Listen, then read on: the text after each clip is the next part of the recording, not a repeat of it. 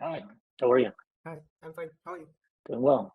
Yeah. Okay, so let's start with your short introduction. Tell us about yourself.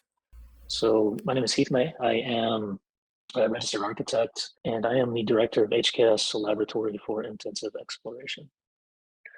There have probably been a few, and so ranging from relatively probably expected and superficial things like for most of my early life, I was someone who enjoyed and either excelled or was decently good at many things, perhaps not being really excellent in one thing in particular. Probably the defining moment for me, I struggled a bit with how to find a creative pathway. I wasn't sure that that was the right fit for me, so I made the decision within just a couple of days to transition to architecture, and that was something that had been suggested to me. I transitioned to architecture, you know, later in my university life, and I think at that point I finally had the maturity to understand what it had to offer.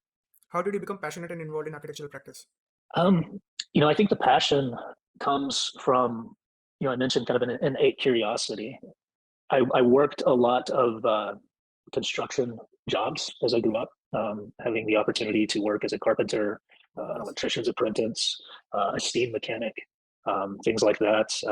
I also packed parachutes at a skydiving outfit for a while. So lots of different opportunities for different things. But I think that what brought the passion is with each new project, there's an opportunity to learn about a new site, a new location, a new culture, a new client, a new business model. It's an opportunity to test ideas, things that might not have worked on the prior project, previous opportunities, to retest ideas that may be applicable in a new way. So I think it's that kind of white page, blue sky thinking that we see with each new project. What are the core values and how are they reflected in your practices? I think core values for me are a responsibility to treat everyone with respect, probably in a variety of ways, but maybe most importantly, in this idea of the best idea can come from anyone. Um, I try to work in a way that offers some latitude, the affordance for people to work somewhat autonomously, to challenge ideas that might come from your manager or your boss. But the best idea could come from the CEO of the firm or from the intern that started that day. And I Mhm. think, that's the way it manifests is that everyone at the table has an equal voice in terms of ideas. It also includes our environment. I enjoy the outdoors. I enjoy being able to visit and spend time in natural settings.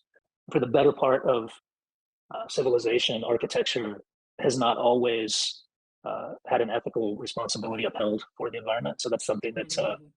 uh, we try to Sustainability. hold ourselves to. Yeah. What is your design process, including design thinking, visualization, and realization?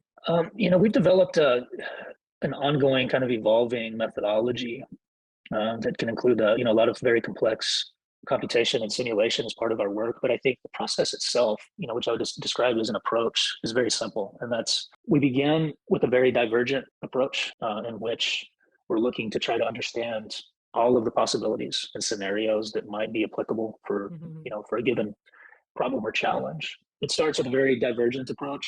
And as we begin to test these scenarios against the vision, um, the desired outcomes of the project, then we begin to converge. And so it's always a process of going wide before we narrow down. How do you collaborate with other individuals to realize your impactful work? From a technical perspective, in-person collaboration, is certainly something that I think practice was really built on. The idea of co-locating, being next to each other, a free and almost unfettered opportunity to share ideas through conversation as we work. Right. We try to use the devices, the technology available to us, but not to let it steer us into a particular way of collaborating. But I think maybe the most critical thing that I advocate for is true collaboration right now can happen with the shared model. And so working in a digital environment with multiple models allows you to collaborate in one way, but working in a digital environment where maybe there are multiple versions or components of a shared model, that opens up an entirely new way of working. And I think it enables split agency so that all of our consultants, all of our collaborators now have an equal voice and say in where the project is going, Mhm. because the information flow is real time. Do you have a favorite reading or an architect that has made large influence on you? He's not an architect, but I think Bruce Mao and his work. There've been a couple of books in particular, Massive Change and Massive Change 24, they've definitely influenced the way that I look at contemporary society and the challenges that we face. And I'm in the process of formulating how we can best meet those challenges, which is going to require a completely different outlook than how we met challenges of the preceding century, right? Mhm. Things in the past were complicated and we could solve them with complicated solutions, but things now are complex. And the best way, I think, to address these complex issues is using complexity. And that means bringing a lot of people with very disparate and different ideas, uh, expertise to the table to think about them in different ways. And that's something that Bruce talks about in Massive Change. And I still try to carry a copy of that in my sketchbook every day, wherever I go. There's a lot of wisdom and very simple list of statements that Bruce makes. Mhm. And while you can interpret them in vastly different ways, I think that he's aware of that. And I think it's something that spurs personal growth in different ways in different people. According to you, what will have the biggest impact on the future of architecture? I think our ability to maintain both a competitive environment, but shift into a collaborative one Mhm. for the sake of everyone.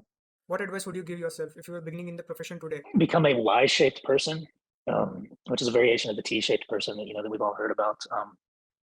I like the idea that the Y is upward reaching rather than just straight across. But what I mean by that is, I see the process of education and architecture or preparation to enter practice is not really dependent upon being really good at math or physics and computers. However, it can benefit from being really good at a specific thing. So I would encourage myself to explore and appreciate a multitude of subject matter, immerse myself and try to learn as much as I can about as many different things as I can. And in parallel, find one or two or a small handful of things that I can dive really deep into. Because what that does is it can prepare me to come into the profession as a novice, really coming out of school, not understanding how everything really works.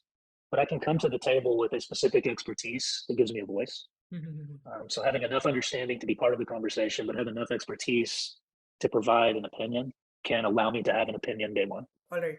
Thank you, Mr. Heath. Thanks for being here. It was fun interviewing you. It's nice to meet you. Good luck with your project.